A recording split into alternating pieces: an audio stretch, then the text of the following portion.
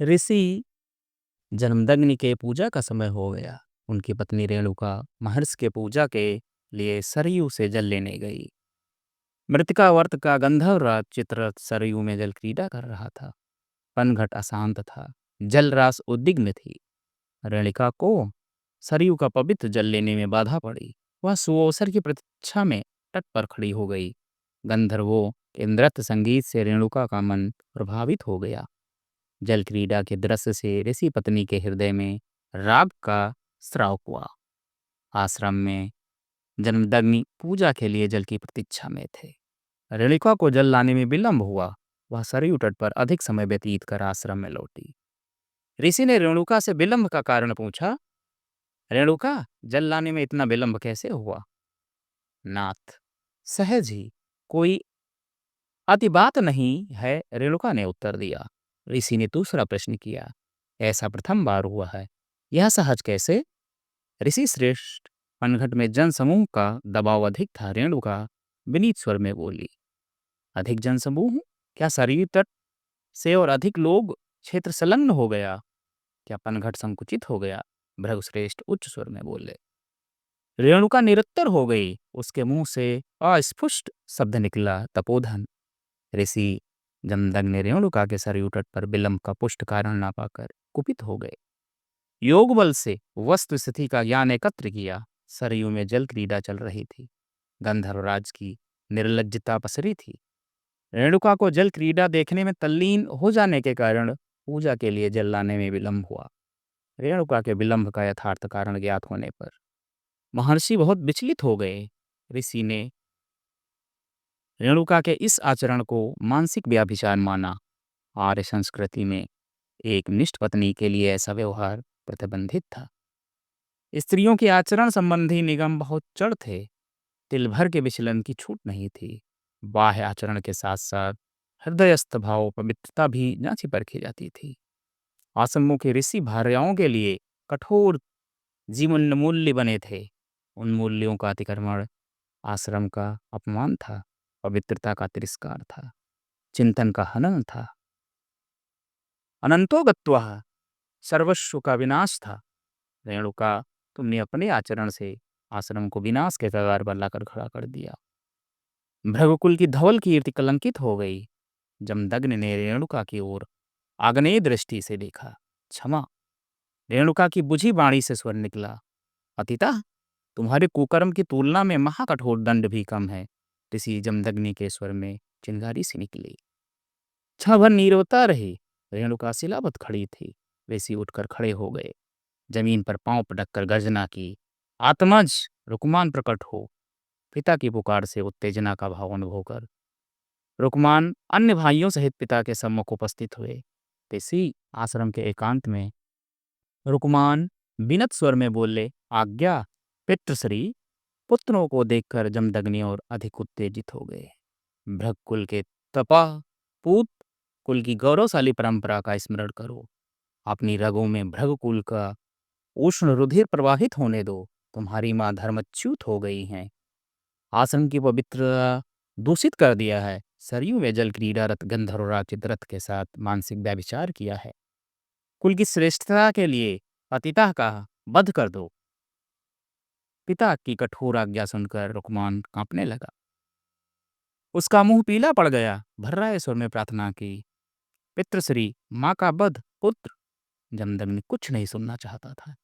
कर सको तो वध करो, मेरी तप्त आत्मा की पीड़ा कम हो। रुकमान निष्प्राण पिंड की भांति जड़ हो गए। जमदग्नि की पीड़ा तीव्रतर हो गई। कुपित ऋषि ने सुषेण वश और विश्वावश पुत्रों को भी मातृवध की आज्ञा दी। आश्रम में पीड़ा और करुणा का मिश्रित तनाव निर्मित हो गया। जमदग्नि के 4 पुत्र आज्ञा पालन का धर्म पूर्ण नहीं कर सके। ऋषि के क्रोध और पीड़ा की ज्वाला अधिक दाहक हो गई। रेणुका को सम्मुख खड़ी देख उनकी क्रोधाग्नि धधक उठी। तीक्ष्ण दांतों से होंठों को चबाते हुए चिल्लाए, सर्वनाश हो गया।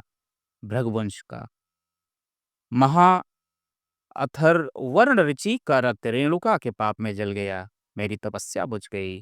कोई नहीं, विनाश की बैतारणी बांधने वाला राम, तुम भी उपस्थित हो, मेरी ओर देख रहे हो। तुम्हारी आंखों की ज्योति शेष है। रंगों में रक्त संचार हो रहा है। अपने अग्रजों की भांति निष्प्राण क्यों नहीं हो गए? किस लिए सम्मुख खड़े हो? यहाँ क्यों उपस्थित हो? पृथ्वी क्रोधाग्नि समित करें। ऋषि श्रेष्ठ की आज्ञा।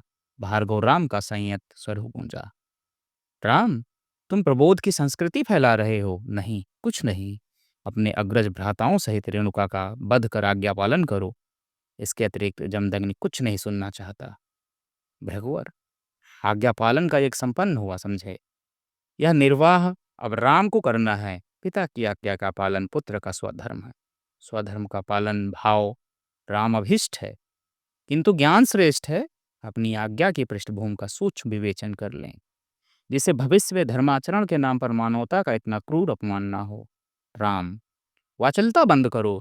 ऋषि अकुला कर बोले। भार्गव राम का विचार प्रवाह फूट पड़ा।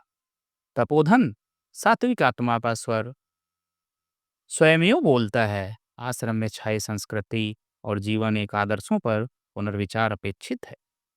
प्रयोग की कसौटी पर अनुत्तीर्ण आदर्शों का वर्ण विनाश के यमदूत होते हैं। ऐसा धर्म जो उपल वृष्टि करे, जीवन वन में हरियाली की सृष्टि नहीं कर सकता। ऋषि मुनियों द्वारा स्थापित जीवन के विधान क्या इतने दृष्टिहीन हैं कि आंख ही फोड़ डालते हैं? कदापि नहीं। ये प्रयोगकर्ताओं की अनुदार व्याख्या है। राम का दृढ़ तर्क सुनकर ऋषि होठ फड़फड़ाते हुए बोले। राम, तुम्हारी वाणी बहक रही है। आज्ञा पालन में विलंब का अर्थ है अनर्थ। जमदग्नि के हृदय में आग कूचना की श्री हृदय शीतल होगा। राम अपने कर्तव्य के प्रति सचेत है। आज्ञा पालन से उत्पन्न अवसाद प्रसाद होगा। मैं इस महापर्व के संपन्न होने के साथ साथ अमंगल के उत्तरदायी अंधे जीवन विधानों में दृष्टि स्थापित करना चाहता हूँ। सृष्टि की निरंतरता बनी रहे, लोक विस्तार करके ऐसी दशा का आवाहन कर रहा हूँ। पितृश्री, आपका आत्मज राम हिल उठा है। कहाँ है परशु? हाथ में आए। ऋषि के आंगन में मृत्यु का तांडव हो। राम की बाहें फड़क उठी। द्रुत गति से आश्रम के शस्त्रागार से परशु उठा लिया गया। भृगु सिंह की आंखों से महाज्योत फूटने लगे। परशु के दंड को दृढ़ता से दाहिने हाथ की मुट्ठी में जकड़ लिया। धार को सूंघा, ओंठों से स्पर्श किया, शीश उठाकर चारों ओर निहारा, तपोधन के चरणों पर माथा टेक कर प्रणाम किया। आश्वस्त हो, आदि कुल ऋषि भृगु का स्मरण किया। अपने जन्म के हेतु महा अथर्वण ऋषि ऋचिक को ध्यान में धारण किया। समी वृक्ष की प्रदक्षिणा पूरी की। पुनः परशु दंड को छाती से लगाकर गले से जोड़ लिया। सामने माँ रेणुका थी। रेणुका के स्वरूप में ज्योत स्फुलिंग विकीर्ण हो रही थी। ज्योत पुंज से मंडित रेणुका के अनेक स्वरूप दृष्टिगोचर होने लगे। रेणुका सामने खड़ी थी, दाहिने ओर भी थी, वाम ओर पार्श्व में खड़ी निर्वचनीय हास कर रही थी। राम को अपने निकट, दूर, यत्र तत्र सर्वत्र माँ रेणुका का स्वरूप एक साथ दिखाई पड़ा। प्रकाश आभा में स्रोत रेणुका भार्गव राम की ओर आतुर दृष्टि से देख रही थी। दिव्य हास की भाषा में पुत्र से कहा, चिरंजीव शीघ्रता करो। कुठार की तीक्ष्ण धार से रेणुका का उद्धार हुई। भार्गव राम ने माँ के मुंह की आज्ञा हृदय से स्वीकार की। परशुदंड ऊपर उठाया। दिशाओं में हीरा सोने लोहित हो गया। आश्रम का दृश्य अदृश्य हो गया। राम को केवल 4 अग्रज भ्राताओं सहित माँ रेणुका दिखाई पड़ती थी। सहसा आश्रम के आंगन में रेणुका के अगणित स्वरूप आकाश में सितारों की भांति जगमगा उठे। नेत्रों से गगन गंगा प्रवाहित हुई। अंग अंग से उमंग भरी तरंग उछलने लगी। आश्रम पर घिरा अरुण आवरण और अधिक गहरा हो गया। भार्गव राम और रेणुका सन्निकट हो गए। चारों अग्रज भी परशु प्रहार की परिधि में आ गए। लाल आभा मंडल से ज्योत देख अवतीर्ण हुई। अलौकिक स्वर घोष के साथ आंखों की दृष्टि पर अवगुंठन दूर हो गया। तपोधन के सम्मुख 4 पुत्रों सहित सिर खंडित माँ भूमि पर गिरी पड़ी थी। दिक्मंडल के लोहित शून्य के आश्रम का दृश्य डूब गया। महर्षि के आश्रम में उदास शांति भर गई। बीच बीच में साए साए करती हवा के झोंकों से पक्षियों की कारुणिक धन सुनाई पड़ती थी। जमदग्नि धरती में दृष्टि गड़ाए निष्प्रभ बैठे थे। राम का परशु अब भी ऊपर उठा था। इस शून्य में दृष्टि टिकाए महारुद्र की मूर्ति से खड़े थे। पहाड़ सी भारी पीड़ा के सम्मुख इनका साहस डगमगाया नहीं। वही भृगुवीर चिंतातुर खड़ा था। जमदग्नि ने लंबी निस्तब्धता को भंग किया। आत्मज, कपोत व्रत तोड़ो। राम पूर्ववत खड़े रहे, कोई हलचल नहीं हुई। कदाचित पिता के आदेश को नहीं सुन सके। ऋषि पुनः बोले, आज्ञाकारी स्वाभाविक हो, मनोभाव प्रकट करो। जितना अधिक तुम्हारी बाहों के भीतर आ सके मांग लो, वर मांग लो पुत्र। राम स्थिर हुए बोले, अब और कौन सा वरदान शेष है पिताश्री? नहीं पुत्र, मेरे हृदय में पीड़ा कुंजीभूत हो हुई है। वरदान मांगकर मेरा कष्ट छीण करो, अन्यथा हृदय विदीर्ण हो जाएगा। जमदग्नि ने कातर स्वर में वत्स से कहा। पिता की व्यथा से भार्गव राम विहल हो गए। ऋषि श्रेष्ठ मुक्त कंठ से मुझे आज्ञाकारी कह दिया। पुत्र के लिए पिता द्वारा इससे श्रेष्ठ कौन सा वरदान हो सकता है? भार्गव राम हाथ में परशु धारण किए हो। अब तुम परशुराम हो, तुम्हारे आत्मपालन से मेरा मन दब गया है। अभिषिक्त मांग। पुत्र पितश्री के संबोधन से धन्य हुआ। परशुराम ने आपका कोई उपकार नहीं किया, वह आपका ऋणी है। चाहे तो आप सुध को पितृऋण से मुक्त कर दें। आत्मज तुम्हारा ये भी अभीष्ट पूर्ण हो चुका, और अधिक बाहें फैलायो। भृगश्रेष्ठ भार्गव राम परशुराम हो गया। अब तो कुठार की संस्कृति विकसित होगी। वर याचना के लिए कहाँ अवसर है? पितृश्री परशुराम के चरित्र में कच्छप प्रवृत्ति का संस्कार नहीं है। लोक जीवन को रोनने वाले यक्ष प्रश्न मुझे चुनौती रहे हैं। उनसे जूझने और जीतने का आशीष दे तपोधन। मेरे सर्वप्रिय परशुराम, तुम्हारे सब अभिष्ट स्वप्न सुलभ हूँ। मुंह खोलकर आज्ञा पालन के निमित्त वरदान मांग ले कर्मवीर, अवमानना न कर। परशुराम कुठार की धार देखने लगे।